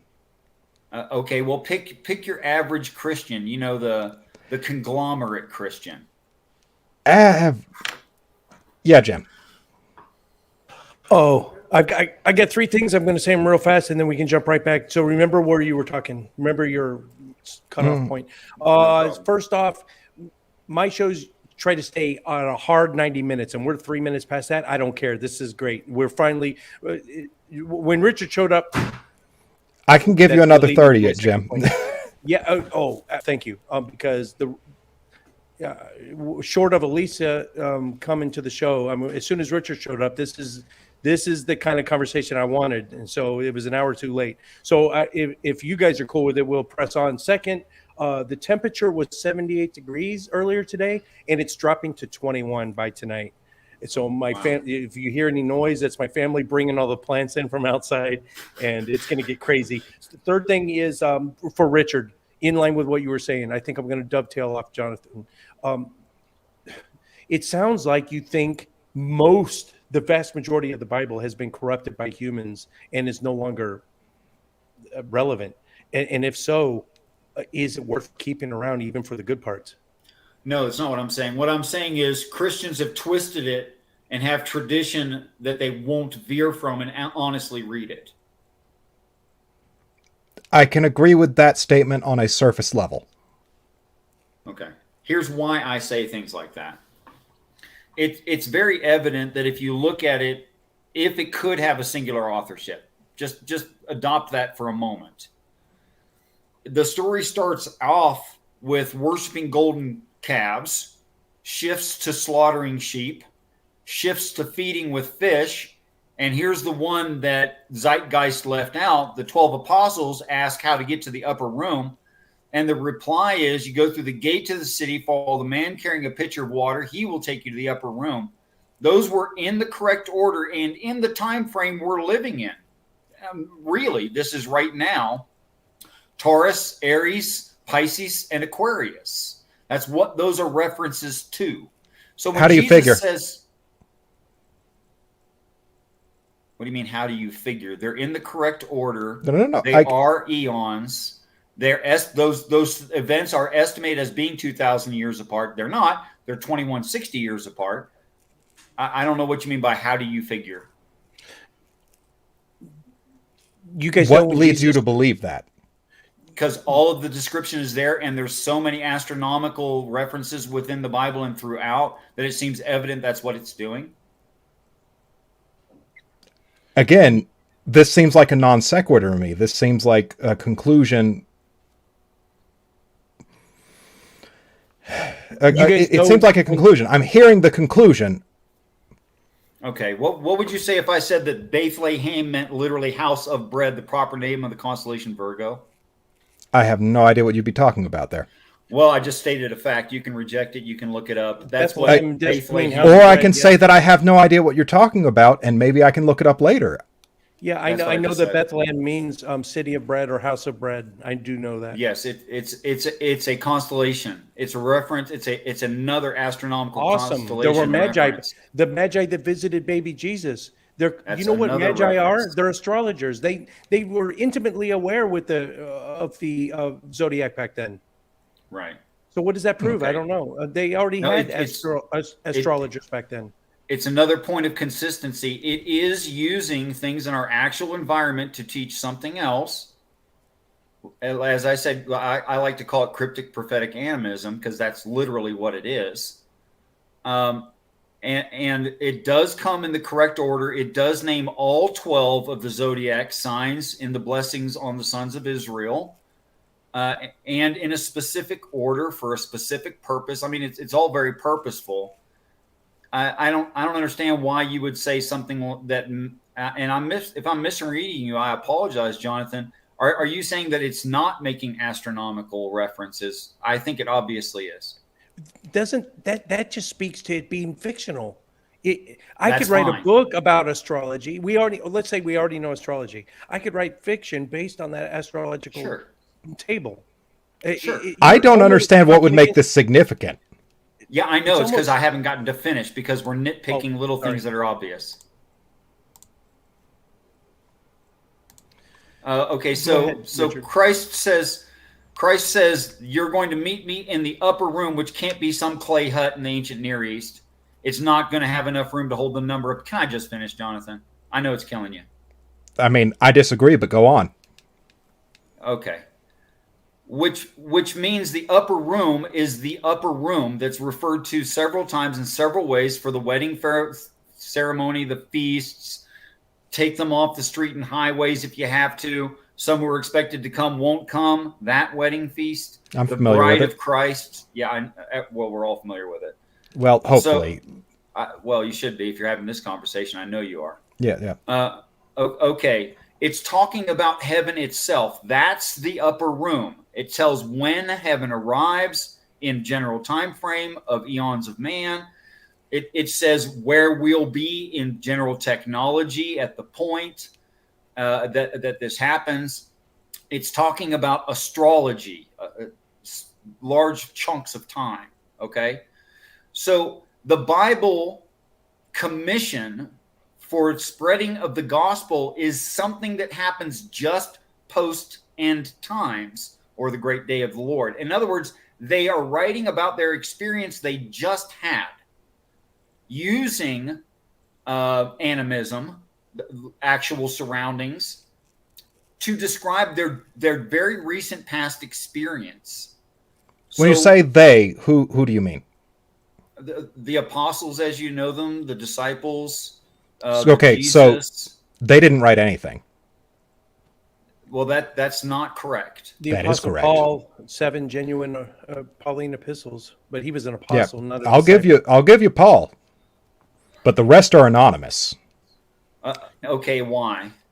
Because they're anonymous. Because there is no attribution in the existent and earliest texts. Yeah, that's the overwhelming consensus. If you disagree with that, Richard, that is an extreme outlier, minority opinion. I'm already an extreme outlier, worse than fringe. I know you are. This is true. Worse than fringe. Yeah. Okay. Hey, can I say something real quick before I forget? When around the time Jesus was born, this is objectively true. Astrologically, that was the dawning of the age of Pisces, which a lot of people think that's why ichthos and the fish were used as a symbol to represent Jesus. That was the dawning of that was it's pretty cool. And then in the 1960s, it was the dawning of the age of Aquarius. We're in the man carrying a pitcher of water. You're supposed to sing it. This is the dawning of the age of Aquarius. Sorry, I'm still sorry. Going to have to listen to that later. I didn't know I had to sing it. Sorry, missed my cue. Sorry. Yeah, yes, those are the time frames it's referring to. Those 6,000 years. That's correct. Leading up to today, the dawning of the age of Aquarius, which is mentioned in the description of how to get to the upper room. Okay, so then the commission happens in heaven. That is, they write the Bible down in heaven. Are there separate authors? Yeah, fine. I've got no problem with that. There was lots of people participating in the event. Does that make that inaccurate? No, it doesn't make it inaccurate that they have different experiences and different points of view talking about the same series of events. But the Christian thinks that they're supposed to go out and testify about this. It's not even asking them to. So you don't take the Great Commission as literal? Yes, it's literal. It means go write down the Bible experience you just had. So you think it was written for specific people and not as a general follower thing? It's written for the whole of the next earth. When the next earth has a Christ, he will need it.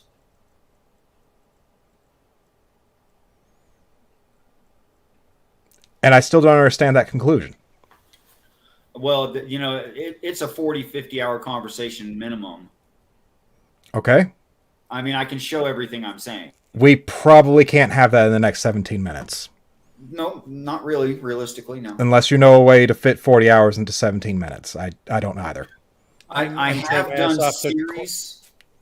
Something tells me the Great Commission was an interpolation, and I'm trying real hard to research that on the fly. But I think the Great Commission was added way after the extant oldest and best copies of the Bible were written. I don't even know why that should be a problem other than Christian pride. It is evident that this story is told in Hercules, in the story of Zeus, in the story of, I don't know, name your religion. This is all over the planet and throughout time. That there are newer editions of it is not impressive. Oh, okay. And by Great Commission, let's get it on the same sheet. Maybe I don't remember it right, but the main takeaway from the Great Commission is for everybody to go to all the corners of the earth and spread the gospel, right? To spread the good word of Jesus Christ. See, that's the whole thing. I believe Jen's referencing the traditional that's rating how of that. Look at sure. Christians look at it that way, but I think what the text is talking about is distribution of this total idea of a collecting of an earth into heaven all over the universe, not on just this planet. Yeah, it's Matthew 28:16-20. Would you read it? Starts at, Then the 11 disciples went to Galilee, to the mountain where Jesus had told them to go. When they saw him, they worshipped him, but some doubted.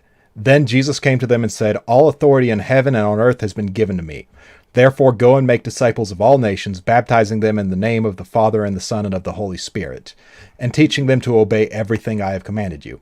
And surely I am with you always to the very end of the age. Right.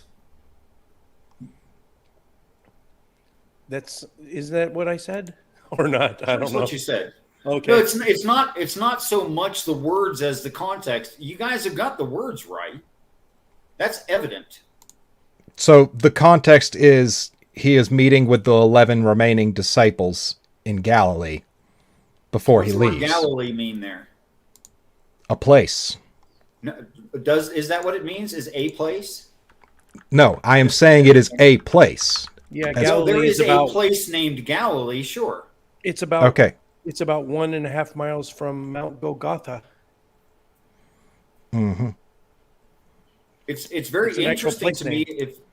If you look up Nazareth and Galilee, it's the idea of a walled city or a separated city within a city of rotating gates. Did they build cities with rotating gates, or is this another reference to the zodiac? And by separated city, are they talking about from our point of view or from the point of view of authorship from heaven? That we are that separated city.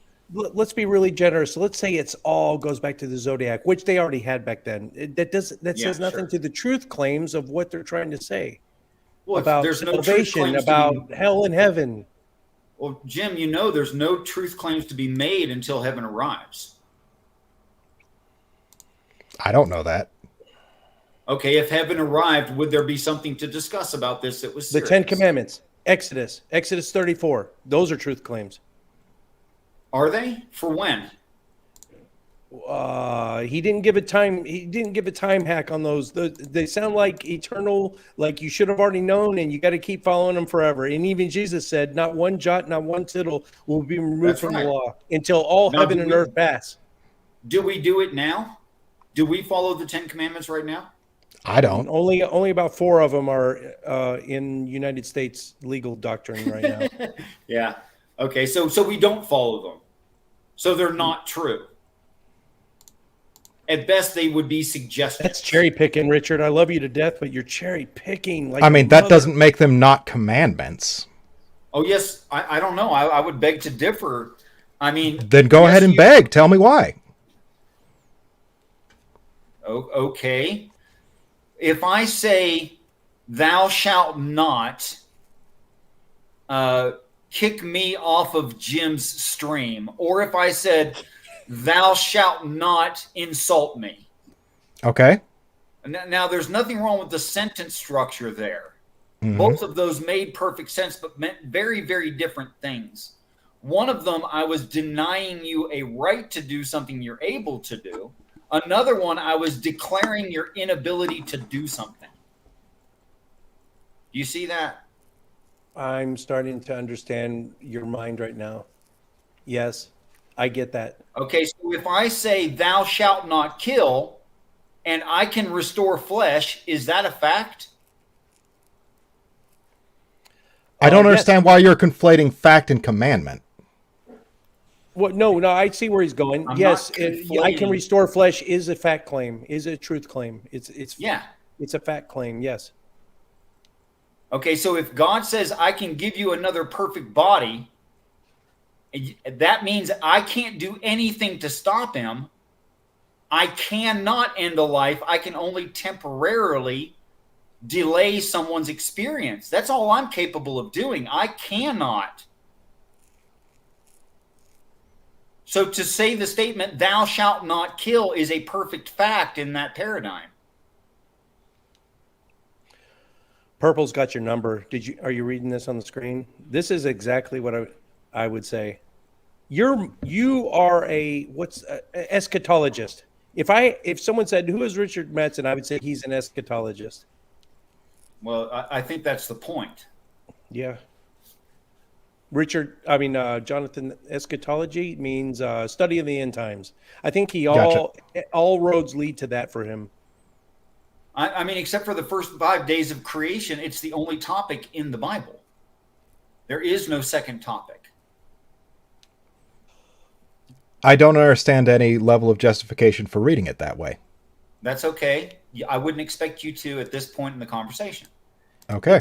It's a lot. It's a lot of beating around the bush. It's 66 books, and 64 of them are beating around the bush. In according to that, Genesis and Revelation, it's details. Everything else is beating around the bush.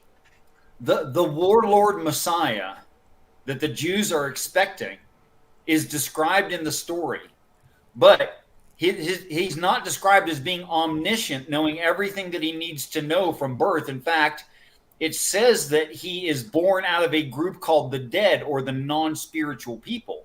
That is, he's born innocent and an atheist. So where does it say that? It says he's born out of the dead. I said where? Where does it say that? First begotten of the dead.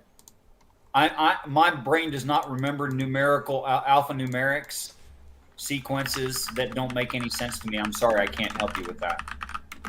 It's a defect. KJV translation? Doesn't matter which one. You can just look up born of the dead or begotten of the dead, or Revelation 1:5. Dead, or no, there's only one way to consistently read the Bible. Everything else is going to require context changes constantly. I don't know of a second way to read it that is actually consistent. I don't know that consistency matters with the Bible. Okay, does consistency matter in pieces of literature for judging their truth value? Does consistency matter between unrelated pieces of literature? No, literature is that would fiction. That would not be necessary on unrelated pieces of literature. No, it wouldn't be necessary. Literature is subjective. There's no expectation of it being true, so there's no need for consistency. That's right. There doesn't need to be. That's why we have different kinds of works. But if this has truth value, then it needs to be at least coherent within itself. Yeah, but it seems like you're assuming that it's coherent and then adjusting every bit of reading you can do to make it so. That's not true in any way, in any fashion, in any form. It's an easy assumption to make, sure. And that's why I said it seems. But I already told you that I read this as an anti-theist. That means I wanted it to be false. Okay. I wanted it to be false. I set out to disprove this possible reading frame. I still have not in more than a decade, and neither has anyone else, including some major scholars.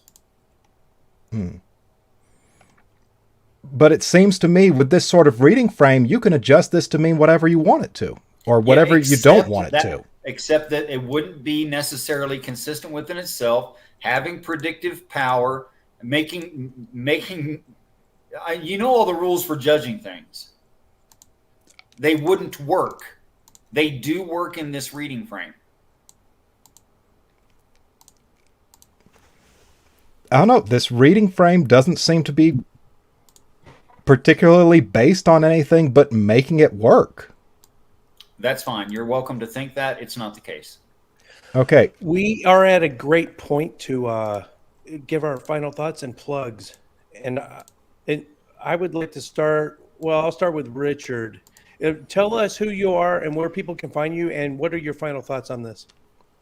I'm an atheist who believes that these ancient religions are important in our future.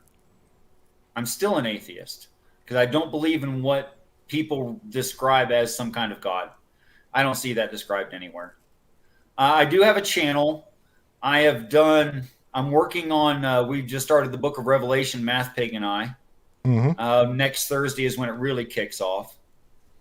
And we'll start looking at that within this reading frame. We have additionally done other religious stories within this reading frame. Let's see, we've done the Epic of Gilgamesh, the Books of Enoch, and there was something else. I don't recall what it was. Was it the Enuma Elish? No, that would be a fun one though. But I think all of them are basically the same, and they do make sense, at least to me and some other people, within this reading frame universally.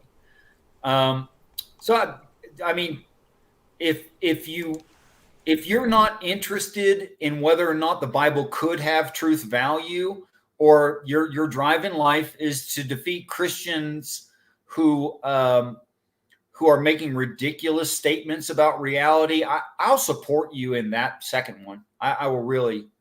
But if you're Much appreciated. hearing, I really do, because it's insanity. Just like the Afro-humanist, I really support her a lot. Esther is awesome. She Yes, contributed she is. to And a great singer, by the way. Really, I've never heard her sing. Oh yeah, yeah. She sang for us the other day. It was great. But wow. but if you think that you would be able to hear a possible reading frame that is cogent, that is correspondent with reality, then I'd love to talk to you. Honestly, entertain your particular brand. It seems something like this would be better suited to a book. So I'm just not going to have time for that, boss. Okay, that's disappointing. I know that would be a big time thing. Yeah, that's the first time in over 2 years of knowing Richard I've heard him use the moniker atheist for himself. That's interesting. It's blowing people's minds in the live chat too. Well, I think that the Yahweh of the Bible and the Father of the Bible are also atheists. Wow, that's another goat path. Johnathan, could go down that one all day. Who are you? What's your channel? Talk about that. You and student Dr. Ben, what you got going tomorrow? I am Johnathan. I am Dishonest Ape on Twitter. You can follow me there if you want to, and I am also one of the co-founders of Nat One Heroes, which is a story-driven tabletop role-playing group that primarily focuses on Dungeons and Dragons. Sunday on our Twitch at 7 p.m. Central Time, student Dr. Ben will be starting a playthrough of Rime of the Frost Maiden as the DM. We're expecting to have a lot of fun with that. We're getting some resources together. And we're expecting to have a lot of fun. We'd love to have anybody stop by. We know our usual stuff is like 30 episodes in, and that can be kind of intimidating to get into. So this is going to run concurrently with our series, so people can just hop in with something that exists already that you can have a baseline knowledge of. So yeah. And your final thoughts on this talk?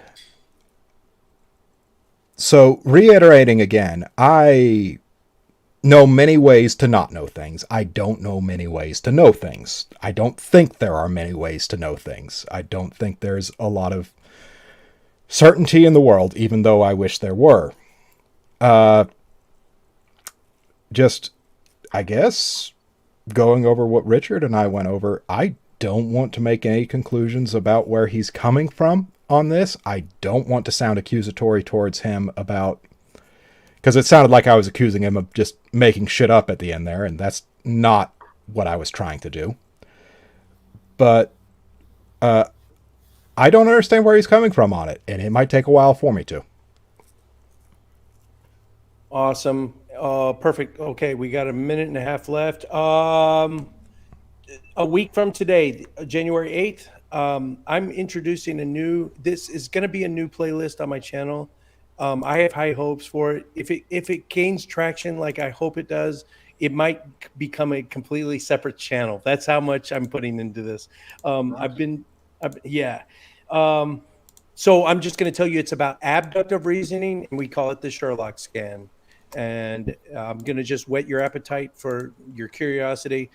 Just January 8th, we're going to be starting that.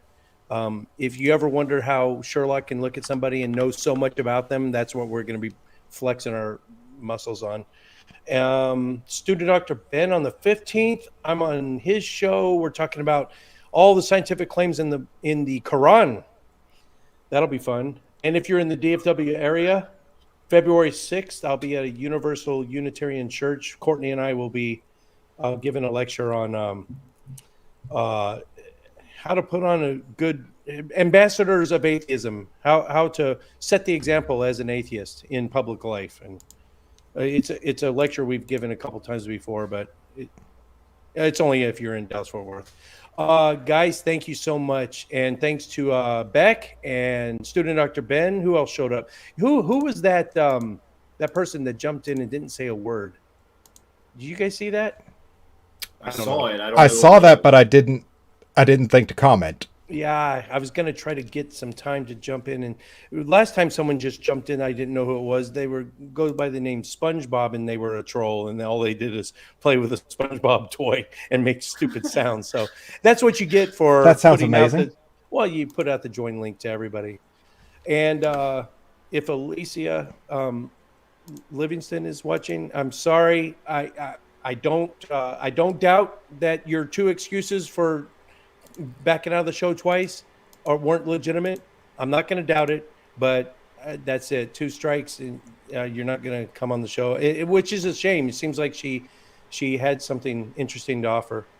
But this Richard, you saved the day though. This was great. It was a great time for me. Thanks for letting me.